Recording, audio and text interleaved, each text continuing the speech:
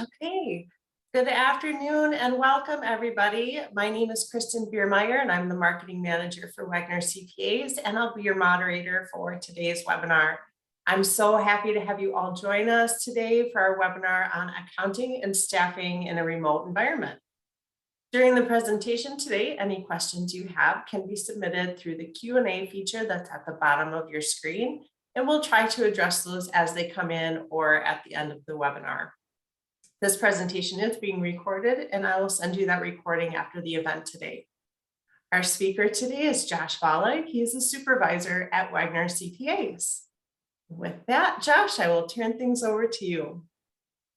All right, thank you, Kristen. And I just wanted to welcome everyone again for taking time out of your busy schedules to be part of this webinar today. As Kristen mentioned, I am a supervisor here at Wagner CPAs in our assurance department.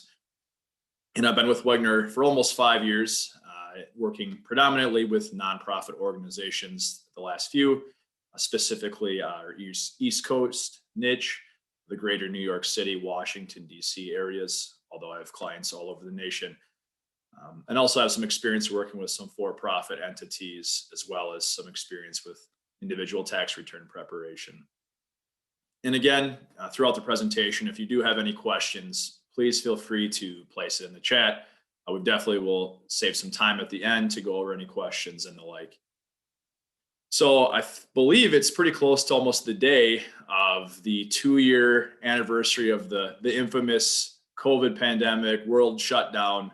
As we all know, that absolutely changed the landscape of the world from an economic standpoint to the way we carry on and live our daily lives. I know that I can remember being in Washington, D.C. the week before, traveling, seeing a few people wearing masks, not thinking too much of it, maybe a little bit naive of myself, being that the sickness was overseas, but then to work all week and to come home on the plane, and then 4 days later, the entire world shut down. Certainly one of those things that I think we'll always remember forever, where we were that day that the world shut down. But nonetheless, it is the way that the world is now. And I think people, including myself, have been working from home for so long now that I think there would be somewhat of a major transition to go back to the way life was pre-pandemic with those 5-day work weeks. And with that said, with remote work being here for perpetuity potentially, there's certainly some added challenges, which ultimately leads us to why we wanted to put on this presentation today for you all. So to start, we just had some learning objectives that we wanted to discuss before diving into the material. The first one being, how can employees be held accountable for their work in a remote environment? How you as leaders can ensure quality work is still being completed. How organizations can keep employees engaged. In what ways can your organization keep employees motivated, feel valued in this remote setting? How can you ensure productivity, efficiency, all those types of things remain high? Both of these first two objectives will largely be discussed in tandem today. The third learning objective, how organizations can keep employees connected with their peers in this type of environment. And then we'll round up the presentation on how organizations can ensure proper safeguards and controls are in place. What policies and procedures can be implemented to ensure that the integrity of the operations, whether it be funds going into the organization, going out of the organization, maybe assets that are proprietary to the organization, how this can all be protected and also minimize risks. Now, obviously, we can't completely eliminate risk, but just doing our best to minimize as much as possible. So before jumping into the meat of the presentation, I just wanted to provide some interesting statistics that I found doing some research. This is from the shrm.org website. I'm sure all of us have heard about the Great Resignation in the news over the past months and year. And one of the biggest issues that we routinely hear from our clients, especially nowadays, is the challenges related to staffing and retention. Whether staff are quitting to pursue other opportunities, maybe COVID's affected their willingness to get back out in the workforce. Maybe people have become accustomed to working from home and don't want job opportunities where they have to come back to the office full time. Regardless of the reason, people are leaving their jobs at a much higher rate than ever before.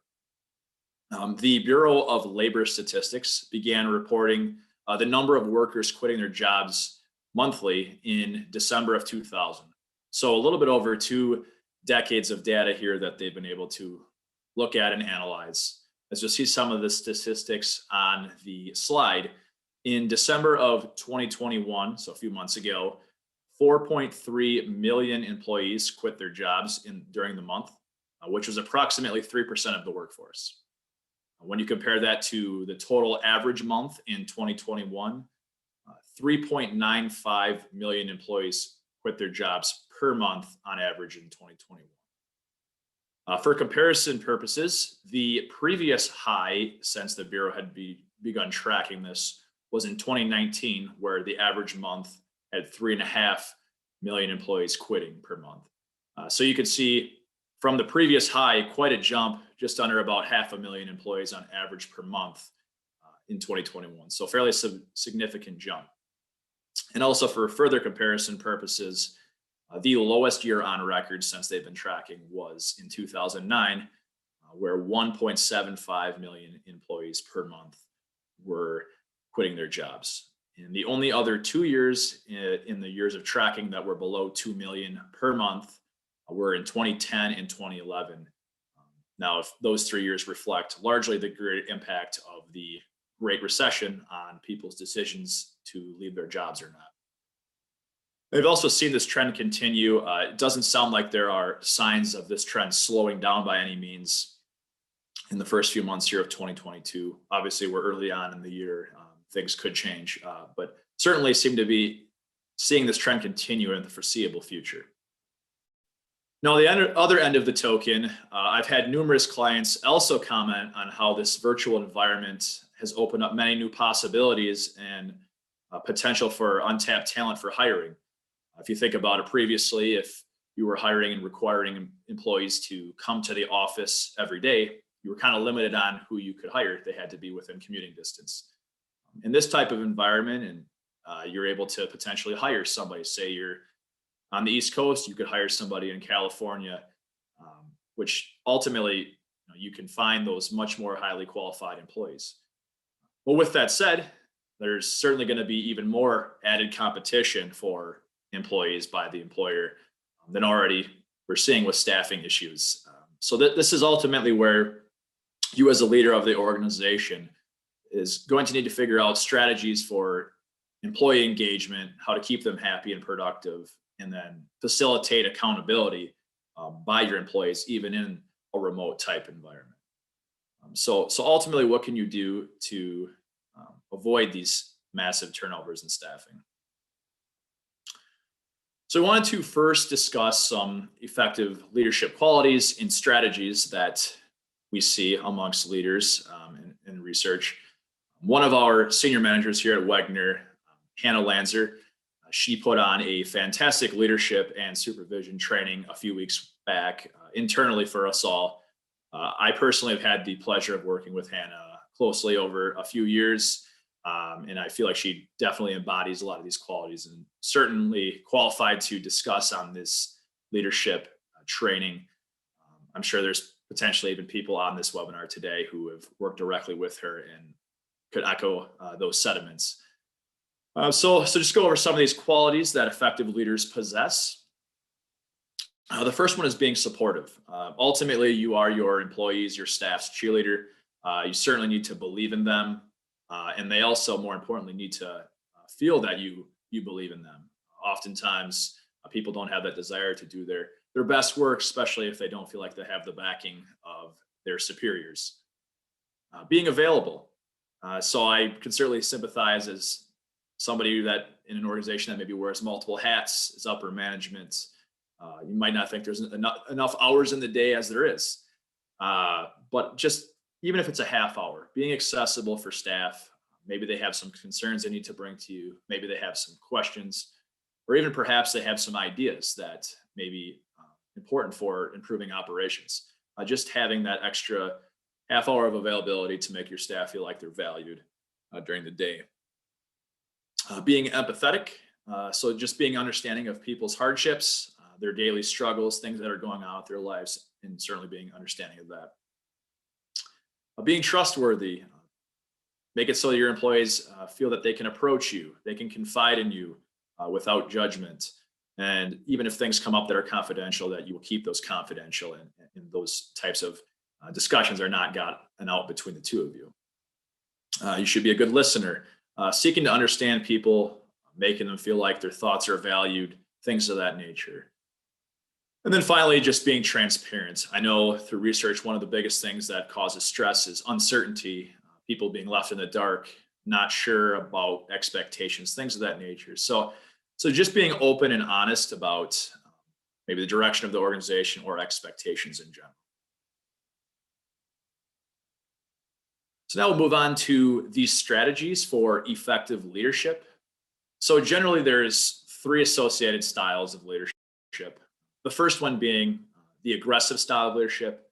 I think people would generally think of this as the in-your-face type of leadership, maybe the high intensity, high in control, maybe slightly micromanaging style of leadership. Not going to touch on that too much more specifics, as we want to really hone in on the other 2 styles of leadership, which are the assertive style of leadership and also the submissive style of leadership.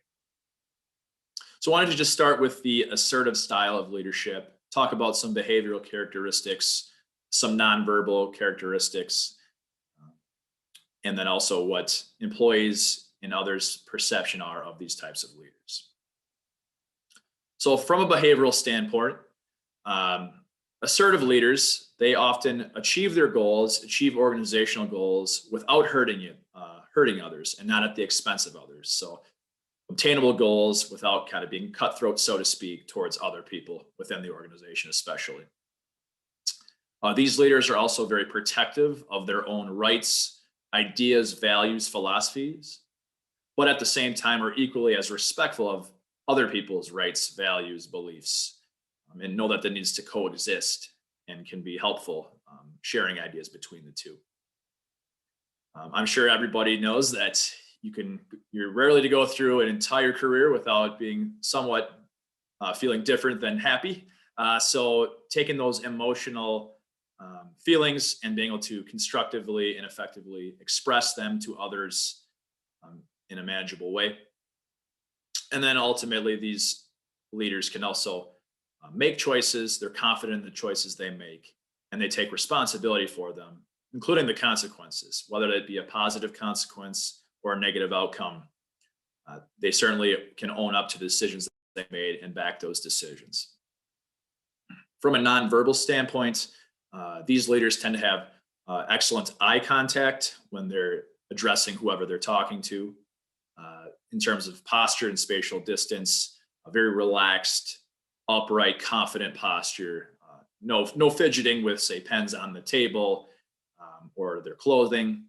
In terms of spatial distance, very respectful of the other person, but at the same time, being in control of the discussion as the leader. In terms of your voice, a very good speed, not speaking too quickly, and also having a good medium pitch. So how are these leaders perceived by their peers? Well, the employees often say that they can take this person at their word. They're very much a straight shooter. What they say is what's going to go, they deliver on that. And if there is any type of change in the original plan that was expressed, that is also provided to employees. At the same time, they know where they can stand with the person. That leader is very consistent day to day. Obviously, we have good and bad days, but overall, you're not coming in and your boss is one way one day and then he's completely a different person the next day. Just that consistency, the fluidity amongst your leadership style. Ultimately, all these things will allow your peers, your employees to respect you as a leader and value what you bring to the table. And because of all this, your employees may be much more open to justified criticism and accepting compliments as well. I think we've all probably been in a situation where we had somebody provide us with some type of critique and maybe we didn't think highly of them or fondly of them. And certainly that criticism and learning experiences are not taken as seriously as they could be if you do respect the person that's providing it. So next, wanted to touch on the third and final style of effective leadership, and that is the submissive style of leadership, and talk about the behavioral characteristics, nonverbal cues, and perception of others for that leader. From a behavioral characteristic standpoint, these leaders tend to be apologetic when asking or requesting something of somebody. For example, they may say, "Hey, Johnny, could you please do this responsibility for me? I know I apologize you have to do this, but it would be really helpful if you could." Especially if it's an actual job responsibility of that employee. Apologizing for making them do their job just seems to be a little bit of a pushover. I think submissive is also sometimes considered to be the pushover boss, the doormat boss, in some respects that maybe we've heard or thought of before. Submissive leaders, they also tend to avoid confrontation. Now, I know that nobody really enjoys confrontation, I don't think. However, it's important to address confrontation if it is there. That's where assertive leaders, they also will get ahead of confrontation, address confrontation to ensure that it doesn't fester or sit around the organization kind of as a rain cloud over the head of the organization. And that's oftentimes what happens if you avoid confrontation. It can lead to more detrimental effects down the road because it wasn't addressed. Submissive leaders also may discount their own rights and beliefs and values at the expense to adapt to another's. So again, just not being very confident in their beliefs, their core values. And as a leader, it's vitally important that you do have that confidence. Obviously, there's a difference between confidence and arrogance, things of that nature. But certainly need to have confidence in your rights and values. And feeding into the next point, having difficulty in taking responsibility for things and decision making. As a leader, you have to obviously make decisions. You have to be confident and be able to back your decisions. And I know personally, if my boss was scared or hesitant on making decisions, I don't know how I would feel about that personally. You'd probably question if that person should be in a leadership position. In terms of nonverbal cues, submissive leaders tend to avoid eye contact or make minimal eye contact. They tend to be, from a posture standpoint, slouching. Maybe they're fidgeting with their hair, their clothes, things on the table. They may seem very small as possible, not in control, not very confident. In terms of speaking, they may speak very quietly. Although I'm not saying that soft-spoken people cannot be good leaders. It's just maybe they change especially when they're maybe discussing confrontation. They change that volume than what their normal speaking is. They also may talk quite fast in a nervous tone, nervous speed. And then ultimately leading to the perception of those types of leaders. Employees may feel exasperated or frustrated with those leaders, that is. They may not understand, feel confident about that leader providing guidance for them or the direction of the operations. They may be unclear and become frustrated on what they are expected to do. They also may discount those things as a result. So, if you're a leader that's submissive and you're apologizing for them requesting to do something, things like, maybe maybe with that they might take you seriously because of that. His request wasn't a big deal because he didn't say that it was done at or needed to be done at a certain time. Things of the like, and all these things can ultimately lead to worst case scenario, your employees potentially trying to take advantage of you, being that doormat that we briefly touched on there as a submissive leader. And certainly that's not the type of environment that you probably like to have as a leader. So how to keep employees accountable and engaged. So I had recently listened to a podcast by Alex Dorr. For those of you who may not know who Alex is, he is a professional speaker and trainer who has dedicated his career completing research and studies on various leadership and workplace accountability, workplace drama topics. He assists with turning excuses into results. His discussions are based on reality-based leadership concepts, and ultimately his coaching focuses on educating those leaders to bring the best out of their employees. He has a podcast series called The Carvery with Alex Dorr. I do highly recommend that you all consider listening. He definitely has numerous episodes on these types of topics. The episode I listened to specifically was called Keeping Teams Engaged in a Virtual World. So certainly relevant for today's webinar. These podcasts tend to be about an hour long. So again, I'm not going to go into the whole hour spiel, but I encourage you all to give them a listen. It's a simple Google search on Alex Dorr. You'll be able to see all that. And I just wanted to provide a brief synopsis of what he talked about within the podcast that I listened to today. So Alex's team has spent 20 plus years looking at this workplace drama. And basically he says that workplace drama stems from the human condition. And what the human condition is basically human nature. So basically he was saying that when people are stressed or they're asked to do more with less, things of that nature, everyone defaults into reacting in pretty predictable ways, which ultimately become sources of drama.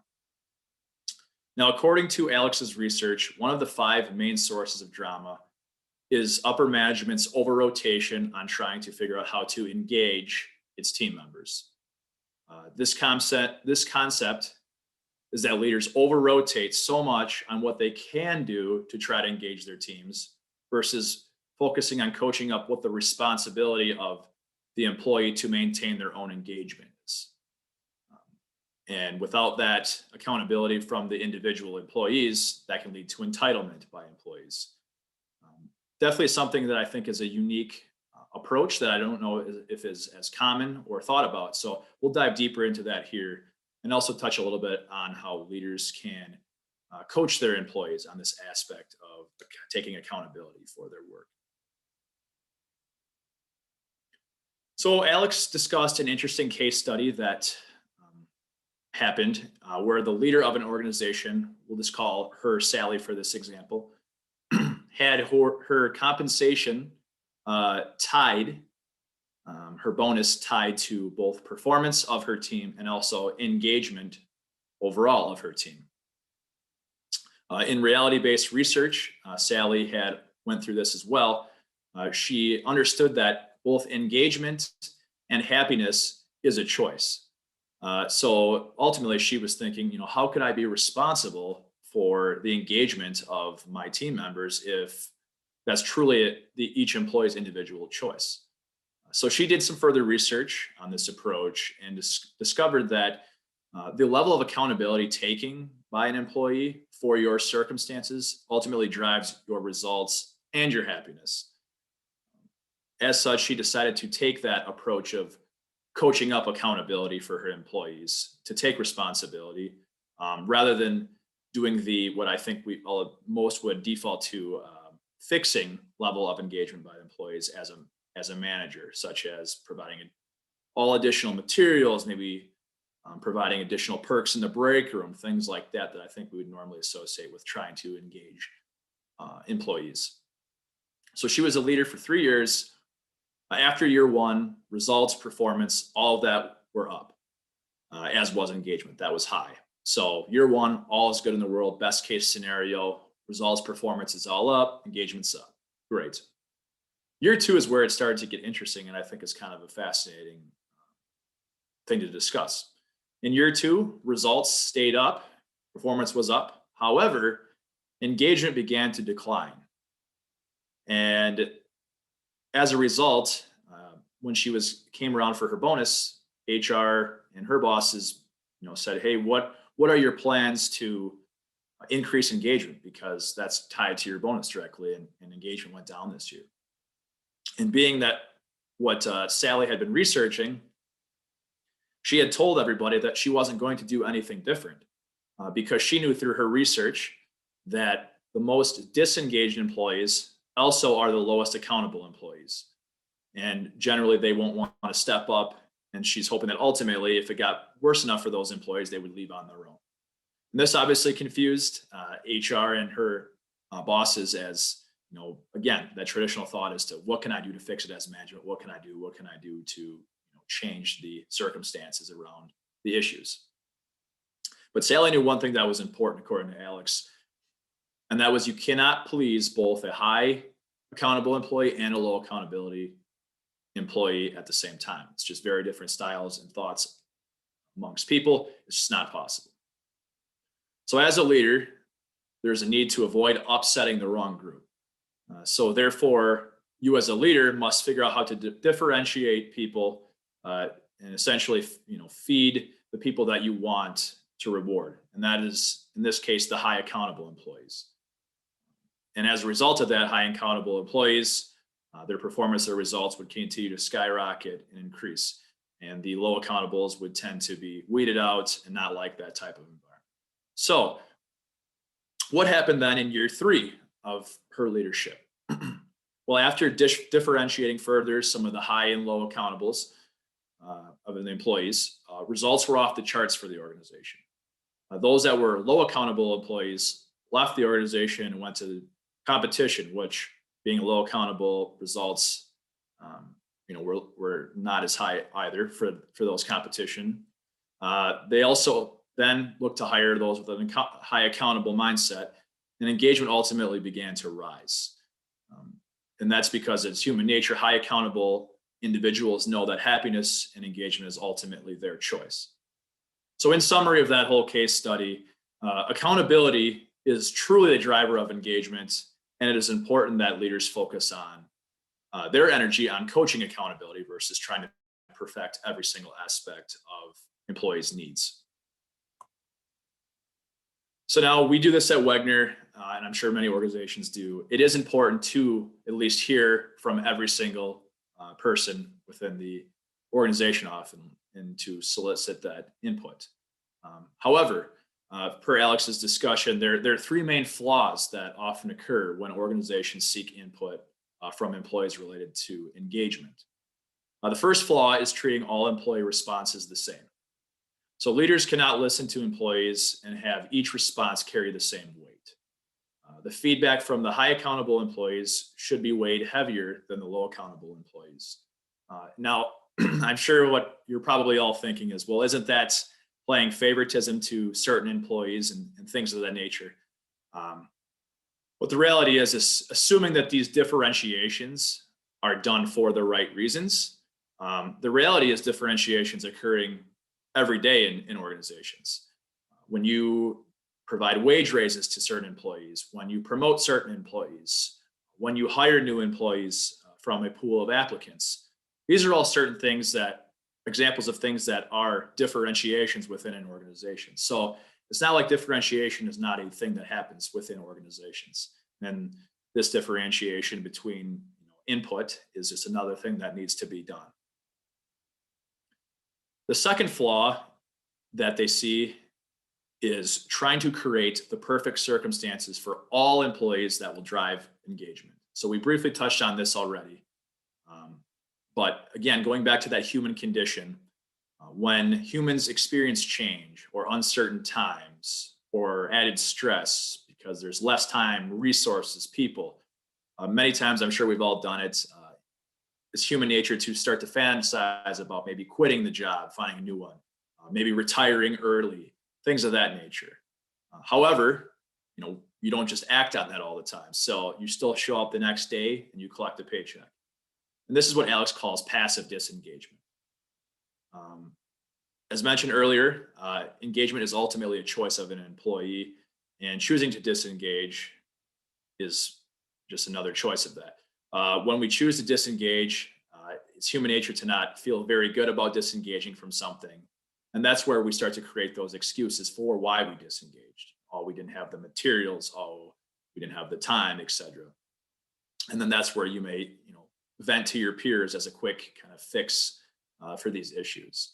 And where the real issues begin to happen in organizations is when multiple disengaged employees get together with each other, talk about it, and essentially create a list of demands of what would need to happen within the organization to get them back to being engaged.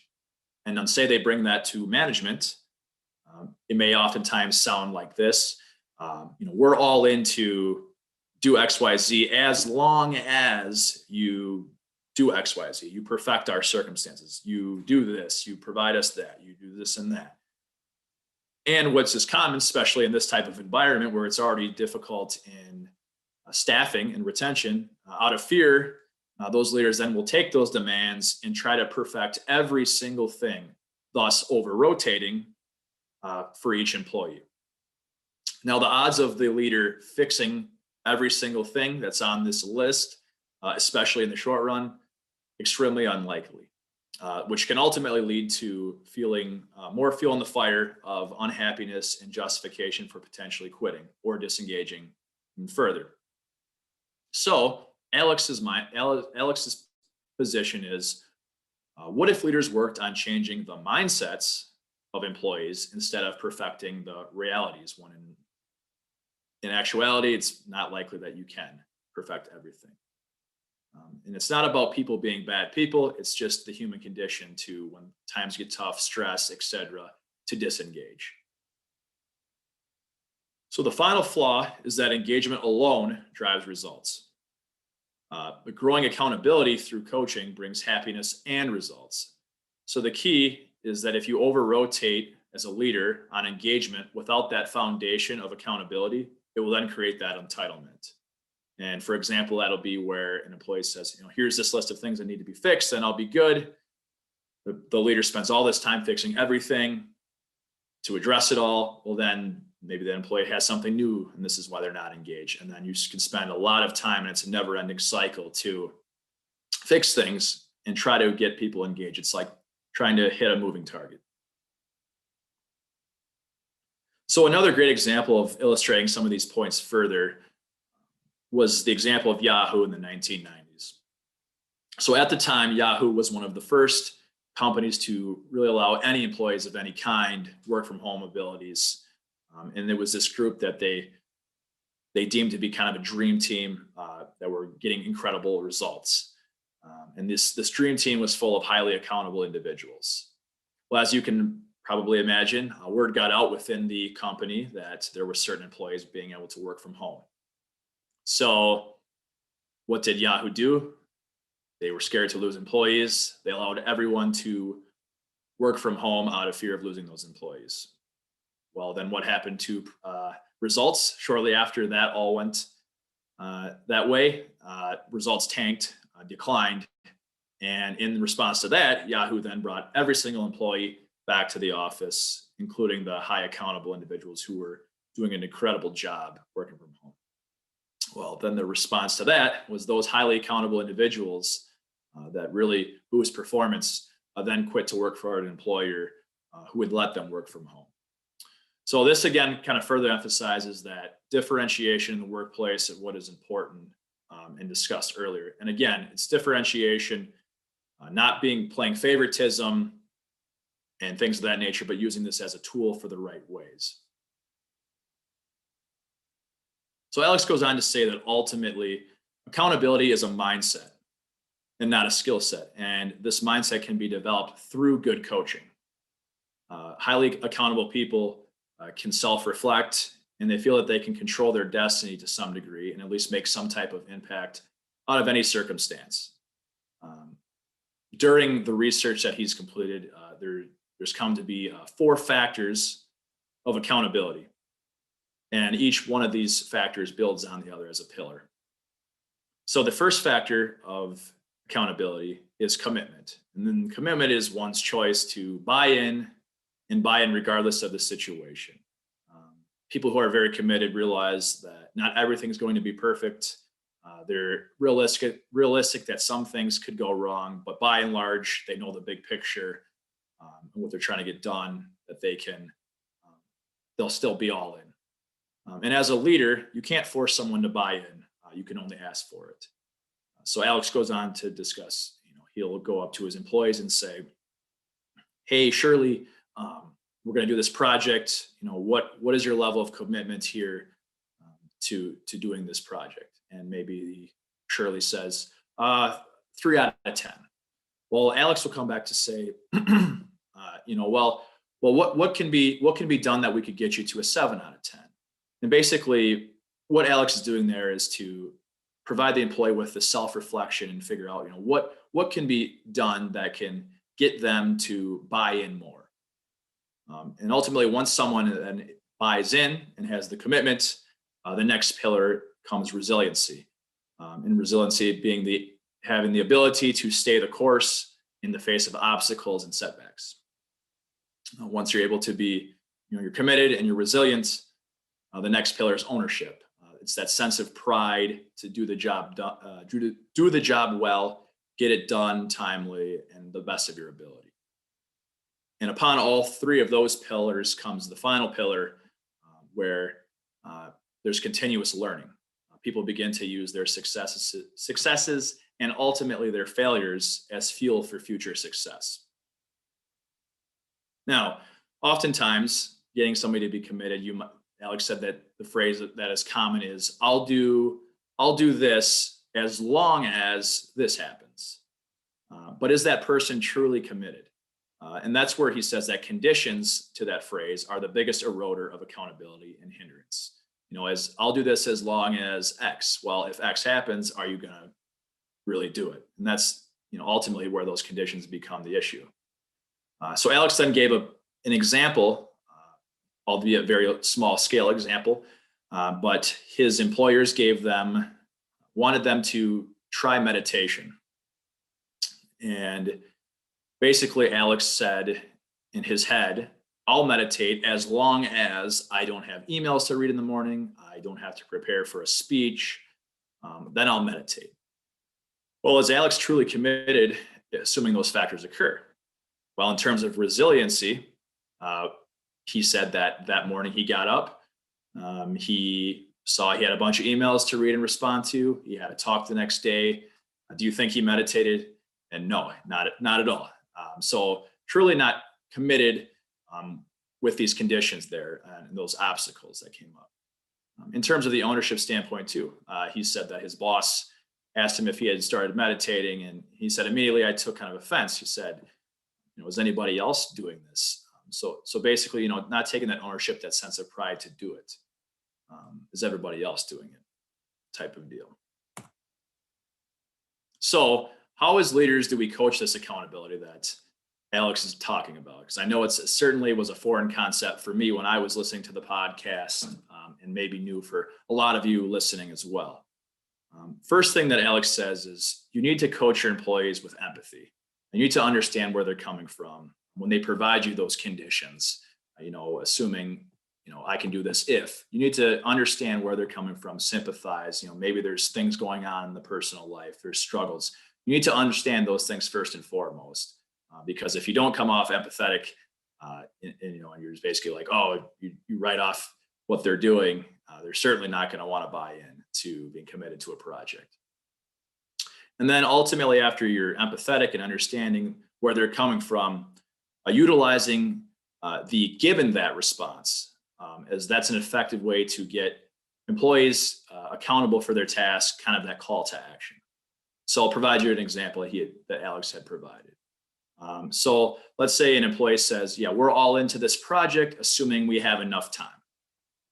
Well, then Alex says that he responds with, given that we probably won't have any extra time, how can you work with me that we can get this done by the deadline?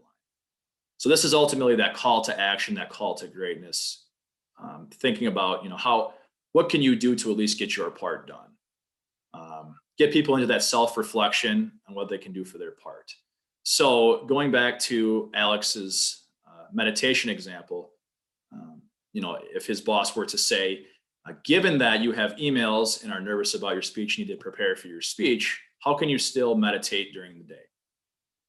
And in that case, that's where Alex went back and could begin to think, okay, how could I add meditation in? And he goes and says, oh, well, I can set aside 10 minutes at 9 a.m. every day to do meditation. And that's the 10 minutes that nothing else can be filled there. So there's ultimately that call to action, a call to greatness where you can fit in that, and that's through making employees accountable through themselves and self-reflection. Now, many leaders with Alex's coaching have been concerned that, well, if I lead this way, I'll lose employees by doing this, and kind of calling to action. However, Alex argues that you're always losing someone no matter what. We had briefly kind of talked about that beforehand. Just daily stresses, life, things that come up, uncertain events. Disengagement happens all the time related to losing someone like that. So high accountables like to work with other high accountables, create these super teams, and that helps boost results and performance.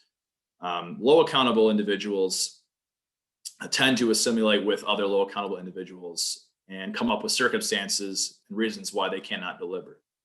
So therefore, you run the risk of trying to keep and appease everybody. You may end up keeping the wrong people, getting the wrong people to stay, that is, the low accountables.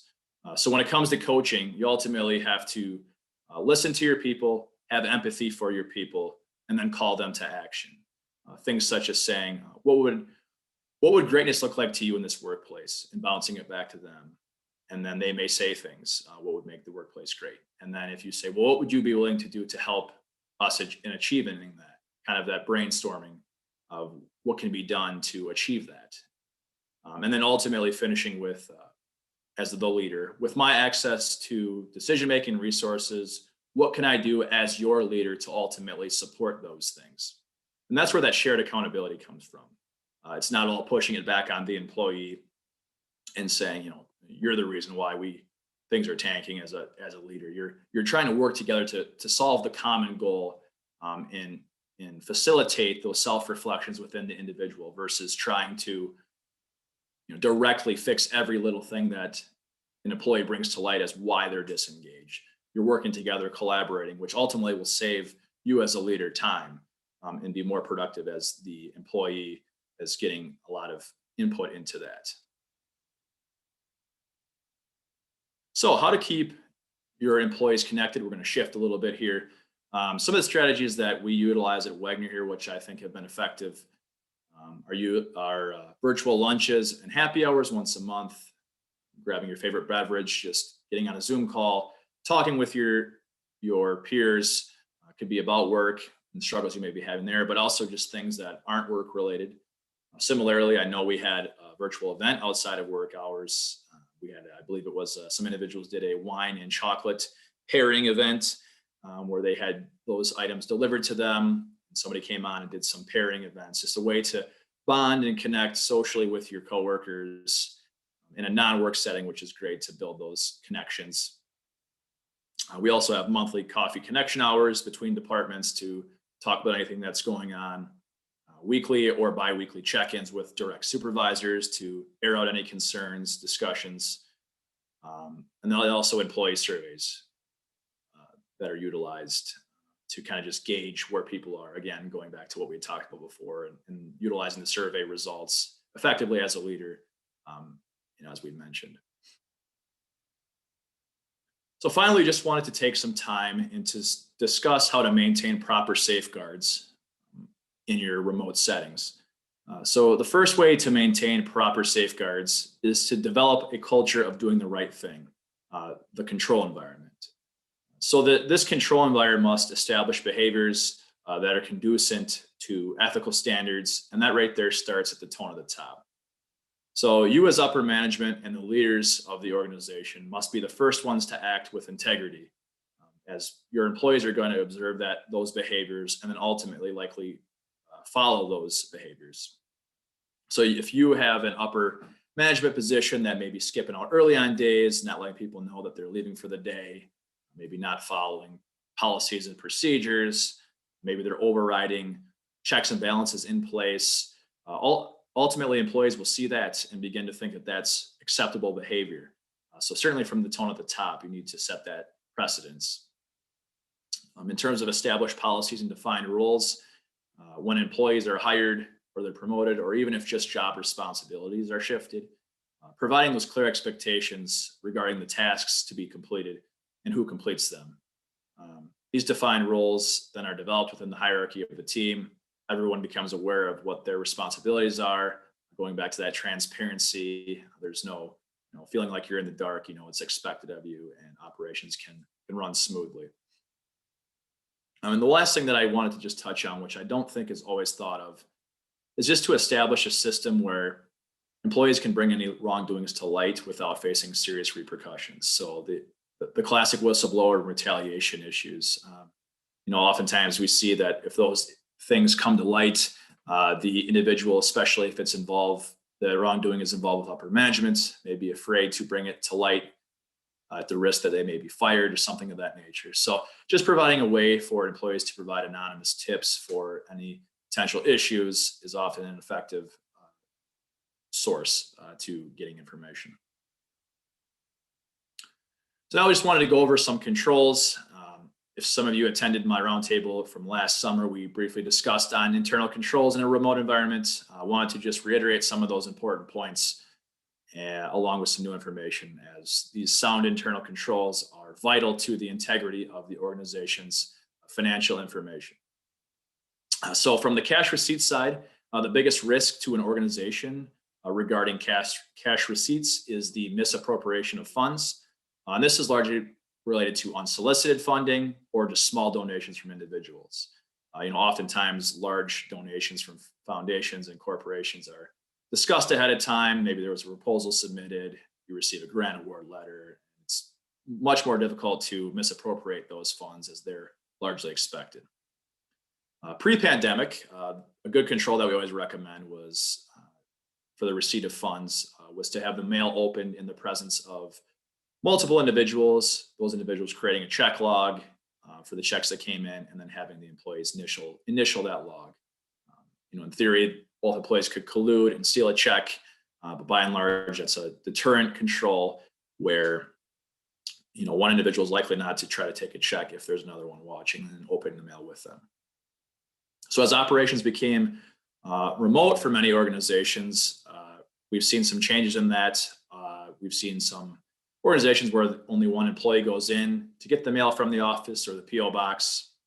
We've even seen situations where mail is forwarded to the executive director's home for ease, things like that. Obviously, in this remote environment, it's pretty impossible to open the mail with two people present for obvious reasons, I guess, unless you lived with the other employee.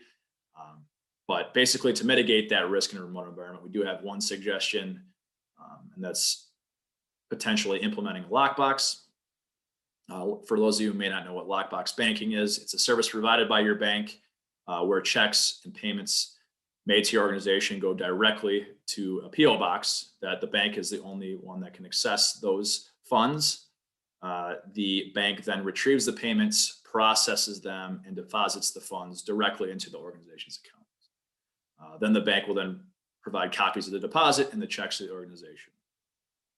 Now, as with any control, it's important to weigh the cost versus benefit of this, as there is associated cost with these type of things. And if your organization deems that maybe you don't receive a lot of unsolicited funding or small donation checks, it may not be worth implementing these types of things. So ultimately with controls, you need to consider the cost and the benefits associated. And then just finally wanted to touch on internal controls over cash disbursements. The biggest recommendation for internal controls on the disbursement side is the need to have documents reviewed by someone in a supervisory position or someone who can report directly to, say, the board of directors if they have anything to report. These types of reviews deter employees from attempting to purchase expenses that may be of personal nature or unrelated to the organization's operations. So some examples of these reviews would be a review of bank statements by a board member, or at least someone in management who is not part of the check writing bill payment process. In terms of credit card statements and expense reimbursements, management can review and approve lower level employees' expenses and reimbursements, but someone on the board could maybe approve the executive director's high level management's expenses and reimbursements. In terms of wire transfers and ACHs, if one person can set them up, another person should be the approver of the ACH, and even perhaps having a board member getting email notifications at any time a ACH goes out. And then in terms of payroll, having review of payroll reports by someone who cannot change pay rates within the system. And this review can preferably be done before and after processing to ensure accurate processing. So the biggest thing here is that these reviews also need to be documented formally. It doesn't need to be an extravagant documentation, but for example, say the treasurer is reviewing bank statements, just an email approval to the executive director saying, hey, reviewed March 2021 bank statements and credit card statements, no questions, everything looks good. We've also seen organizations who set up a checklist in Google Drives where everybody, the board management, has access to in real time. When the control is completed, signing and dating there, and that way everybody can see when the control was completed or the review was completed. I know many of the organizations that I work with utilize systems such as Bill.com or Expensify to pay bills. Bill.com is great because it allows the organization to set up defined user roles for proper segregation of duties. For example, you could set up a clerk role to enter bills, an approver to approve the bills, and then a payer to process the bills. This is a great way to have a built-in audit trail to see what user did what in the process. Obviously, if you had the same person set up in all these roles, it would defeat the purpose of the segregation of duties. But assuming you have separate people, it's a great control. And then one final thing we want to touch on for suggestions for good controls is to consider utilizing banking products such as Positive Pay or ACH blocks and filters. Positive Pay matches the dollar amount on a check number, or account number that is presented for payment against checks that have been previously authorized and issued by an organization.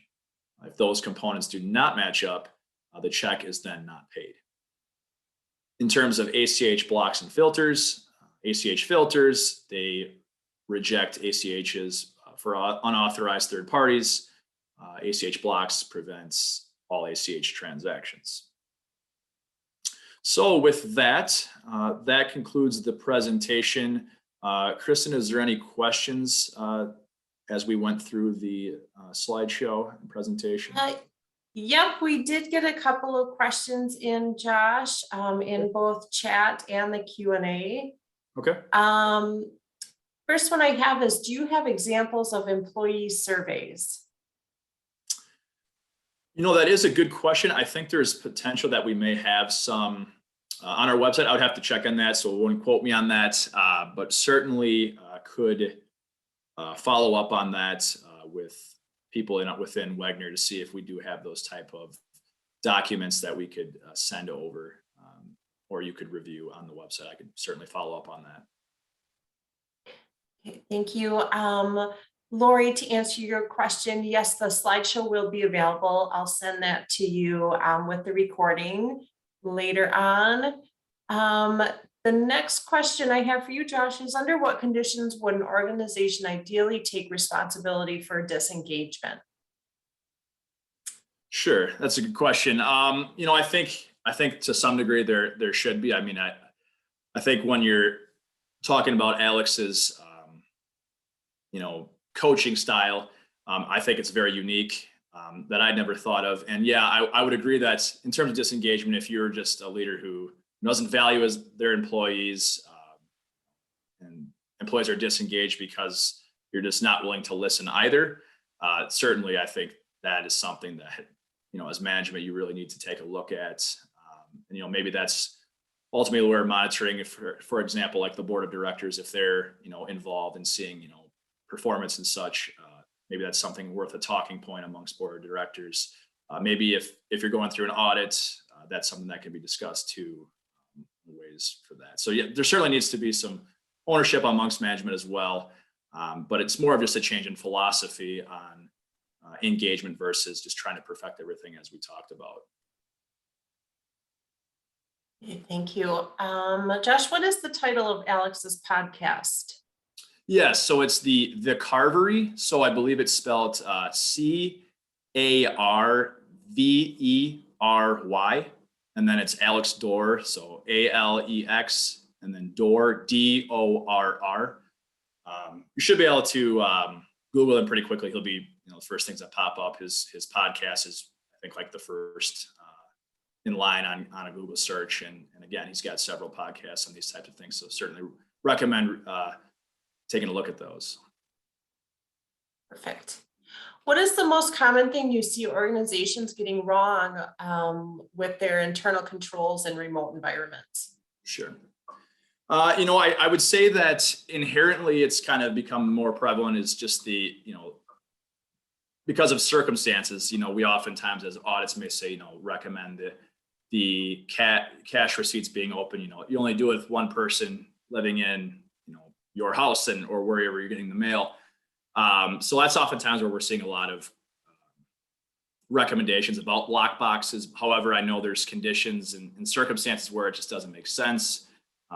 Cost effectiveness. Maybe again, you don't receive a lot of funds solicited, unsolicited, or checks coming in the mail. They all come through maybe like Stripe, or they're just larger foundational grants where maybe that's not an issue. So it's kind of a case-by-case basis from the cash receipt side.